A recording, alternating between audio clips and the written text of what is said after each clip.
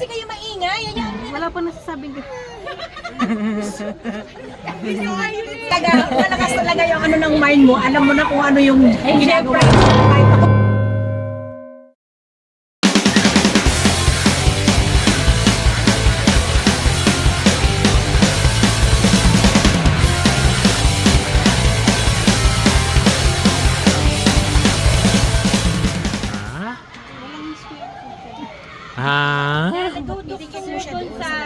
Huwag kasi maingay. Yan yung nagsusuko. Oo, kasi tapos na po kayo, ma'am. Tayo eh. Rectangle. O sige, rectangle. Sabi ko magmahalan kayo kung mag-apply. Mag-away. Sa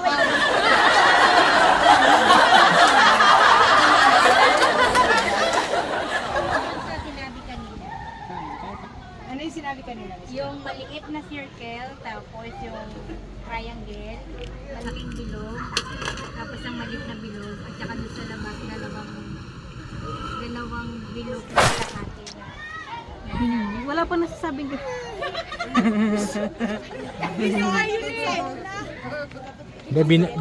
Binaybay niyan lahat yung ginawa na kanina. Yun nga sinabi ko na, wala nga daw dun eh. Hindi, yun na lang kasabihin nyo, ma'am. Yun na lang.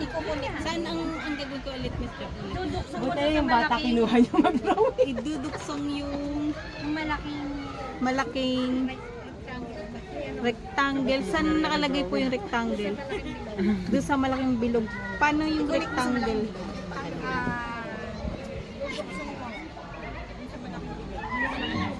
Yung rectangle, pababa patayo.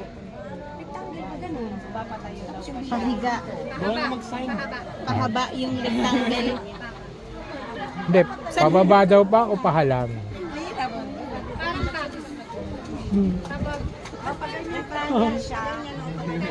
Saan po ba? Landscape o portrait? Saan nakalagay ang rectangle banda po? Pwedeng kulit mo sa bilog yung malaki. Okay. Saan magtatapos ang rectangle? Wait na lang. Sinong next? Ito, 1, 2, 3 na lang. Anong shape po ba yan? Bobo ako sa shape. Mamaya mo na itanong, mamaya na ang sagot. Pag nangyari na yun, kailangan mo din siya pag-isipan, ma'am, kung paano mo siya i-describe.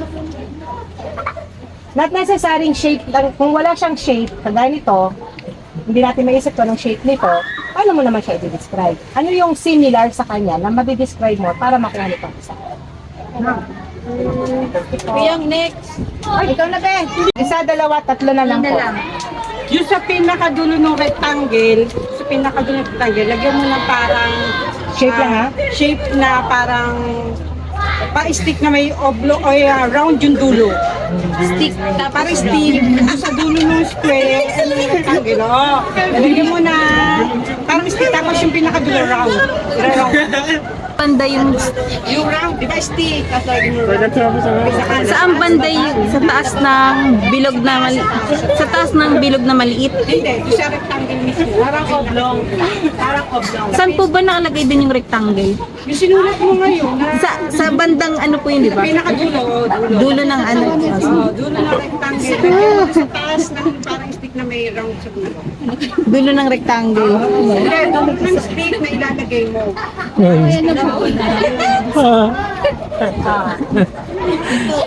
Ano, Ben? Sabi sa pinag-aaral ka na magulang mo, hindi ka nag-aaral eh. Parang ako nga po yun. Malakas talaga yung ano ng mind mo. Alam mo na kung ano yung ginagawa mo. Kahit ako hindi ko Sinisi pa yung nagdo-drawing. Hindi ko naman po sinisisi.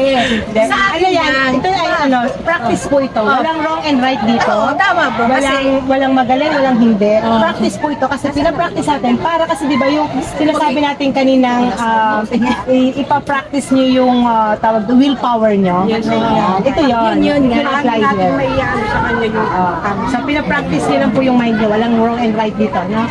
tama po. next kami sa iba. O sige, Ben. Ano ka na lang ng number 1 Saan po? sa ibaba ng video 1/4 sa may rectangle. Ay, triangle. Ay, yun yung laki. Ayun. Sa may guhit ka ng 1. Bandang Ibaba. Ng ng rectangle. Bandang ibaba ng rectangle. Sino Left naman or right? Kahit mag-right or left, para yun. Pwede, kahit daw sa left or sa right. Oh, next, isang number 1 lang. Number 1 lang. Oh, next. Sino naman doon sa ano? Pahiga naman. Meron Sa one na yun, pahiga naman. Dugtungan mo lang. Linya na. Isang linya. Pahiga daw. Doon sa 1, duktungan mo ng linyang pahiga, papunta saan? 1 pa rin. Papunta saan? Kaliwa, kanan. Kaliwa pa kanan. Kanan. Nabigas niya kung paano ko inaayos yung instruction, no? Kanan. Okay, kanan. 1 papunta sa... Yung sa dulo ng 1, Maglilinya ka papuntang kanan. Oh. Nakita niyo kung paano ko siya inaayos? Okay. Kanya sabi natin position, shifts, Sino naman next. Oh, ito na. Yung galing dun sa baha. Nag-drawing ka na. Hindi ba? 1 na 3/4. 3/4 lang biha, 3/4. Hindi hindi. Ah. Saan ilalagay? Doon, dugtong pa yun, pe. Saan idudukto? Doon sa 1 na sa silong sa baba. Yung pahiga. Ayun sa pahiga, pe. Pero 1/4 lang, ha? Hindi tatapusan. Huwag na tatapusin. Guguhit ka ng 3/4. Ay, Dapat ikaw yung stick. Nagbubuhit na 3/4. Stick lang, pe. Magbubuhit ka daw ng linya sa na bandang 3/4 lang ng size nung 1 na binuhit mo. Pababa. pababa. Tungtong Sa bandang kanan, bandang kaliwa. Pangalan pa rin. Kanan pa rin 3/4. Maliit po ba yung 1 o malaki? Maliit Depende lang. ko ano yung wala sinulat mo kanina. Yung Sige, ganun. 3/4 lang yung biha. 3/4 lang, okay. Para maganda ang drawing natin. Dugtong yan. Ang ganda na nga nito eh, oh. Parang layo mo sa Ang ganda na. May civil pa eh. Magiging pungkot. Sino dito? Ano to? 3/4 na gunit ko po. Yung tapos ko sinabi. Tapos, di ba may putol yun na konti. Yung putol na konti. Slide ka ng konti. Ikukunik mo doon sa nakahiga. Slide mo ng konti yung linya. Ikukunik mo lang sa nakahiga. Sa dulo po yung parang kalahati lang niya. Ganun na lang, isipin ko na lang. Malaman, pag-isipan mo na lang. Leader ka eh. Imaginein mo na lang yung... Sabi, leader ka eh. Okay, next.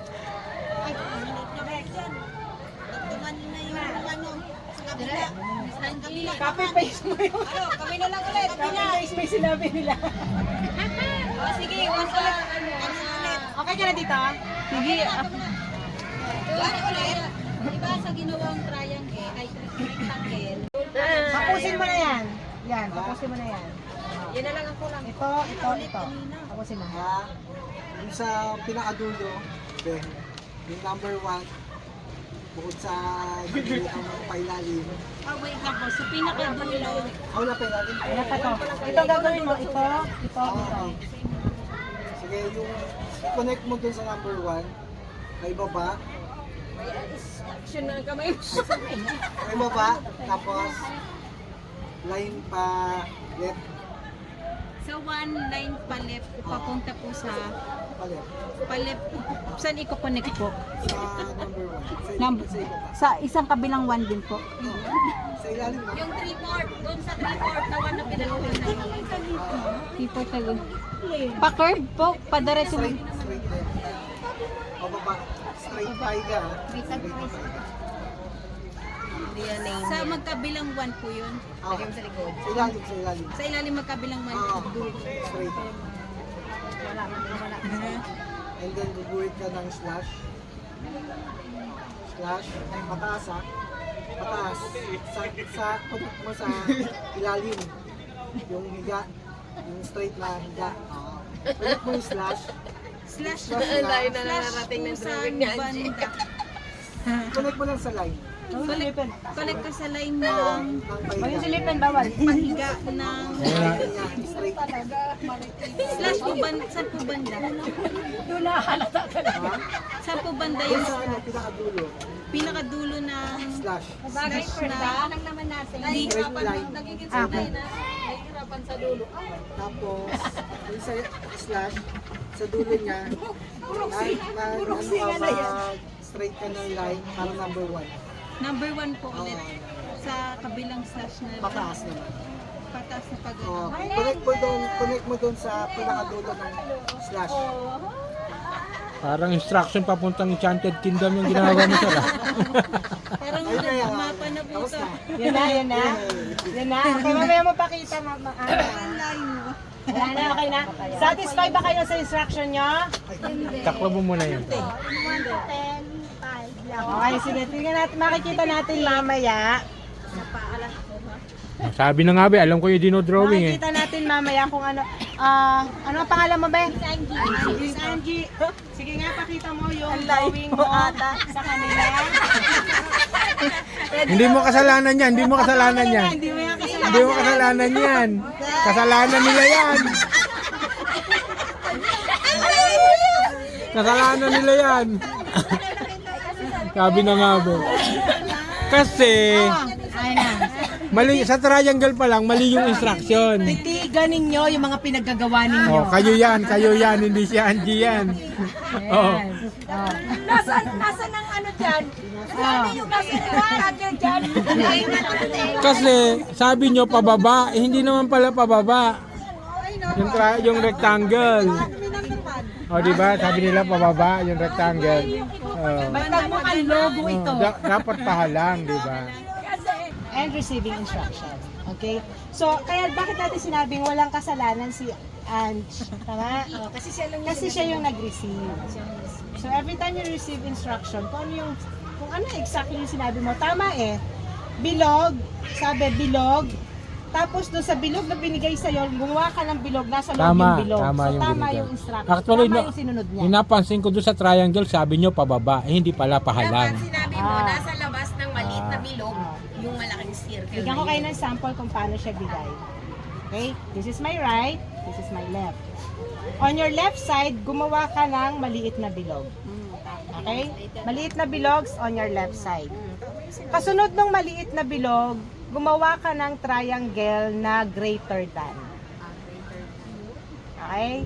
Kasunod nung triangle na greater than, gumawa ka ng malaking bilog. Kanina sa loob Tapos ang sa sinabi. loob ng malaking bilog sa bandang taas, gumawa ka ng maliit na bilog. Malapit doon sa triangle na greater than. Bandang taas. Nakita niyo yung details ng instruction? Then sa top ng bilog na malaki, gumawa ka ng crescent, parang crescent ito. Anong shape ito? Parang half moon or something. Depende kung paano niyo siya oo. Or pa rainbow like yes. Kasi kahit hindi niya na makuha to kasi given kasi yung Half- shape kasi or kaya nga. half Oo. circle. Half circle, dalawang linya na half circle. One small, one Katapat. big. Sa bandang dulo ng bilog, papunta sa kaliwa. O, di ba? Nakita nyo the position. Sa bandang dulo ng bilog, papunta sa kaliwa, mag-drawing ka ng malaking rectangle. Walang binanggit na malaki. Rectangle lang. Kaya yung rectangle niya, Maliit. Kasi rectangle lang eh. malaking, nakita naman ng eyes nating lahat kung gaano kalaki, di ba? Malaking rectangle. Alright. So nakita nyo kung paano yung giving instruction, organization of giving instruction. So ganun po tayo. Ganun po tayo magbibigay para hindi tayo nagagalit dun sa binigyan natin ng instruction. At hindi rin tayo nagagalit dun sa nagbigay ng instruction. So ang cost po ng ating misunderstanding is miscommunication.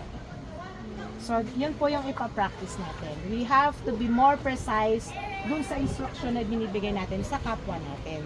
Would it be for work or kahit kwentuhan lang po yan? Diba? Sa inuman na may nagbabarilan dahil sa Ba- miscommunication. Tama, Mr. Urban. Baka mamaya sabi, kulutan, ginupitan.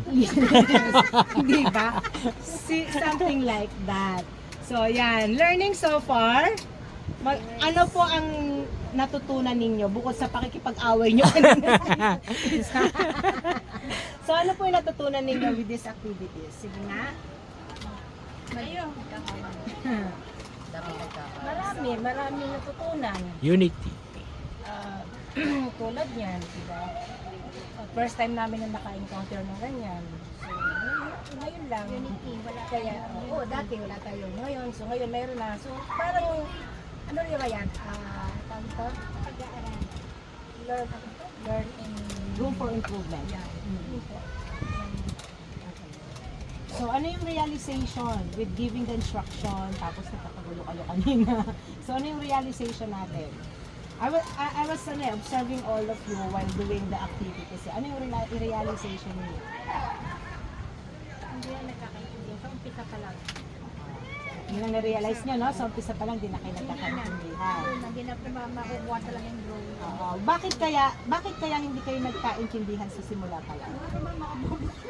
Hindi, kasi hindi naman sa ganun, Miss Jo. Hindi kasi, kumbaga, yung nagdo-drawing na, kumbaga, ano doon, nahihirapan doon sa pagdo-drawing niya. Kasi, instead na dapat doon siya nakapokus sa, nag-i-explain sa kanya, meron din nang nagsasalita na iba. Parang ganun. The reason why bakit sa umpisa pa lang hindi na kayo nagkakaunawaan? Because naturally you have differences to each other which you have to remove it. Yun ang kailangan yung tanggalin ngayon sa grupo ninyo or sa team nyo, yung differences ninyo. Kasi nga, as a team, you should be united. Ibig sabihin, sayaw ng isa, sayaw ng lahat. So, hindi pwedeng, mas magaling ako, ganito ang sayaw ko. Mas superior ako, ganito ang sayaw ko. Hindi. As a leader, you consider yourself, all of you as a leader. And as a leader, as I mentioned, pag leader ka, you have to learn how to listen to your team. And listening skills is most important part of communication. Kung ikaw, palagi ka na lang ikaw ang pinapakinggan, meaning to say you are not good in communication. Kasi you don't really communicate. You just want to be listened. Ikaw lang yung gusto mong marinig. Dapat matuto ka rin na makinig. You know what? That kapag nakikinig ka, mas marami kang natututunan kesa nagsasalita ka. Mas marami kang learnings na na-absorb from other people with their experiences, expertise. Mas marami kang matututunan, mas mabilis kang mag-grow when you listen. Mas madali mo ring mapapractice ang communication skills mo, instructions, following instructions, when you listen. Listening is very important. Okay? I'm living my best.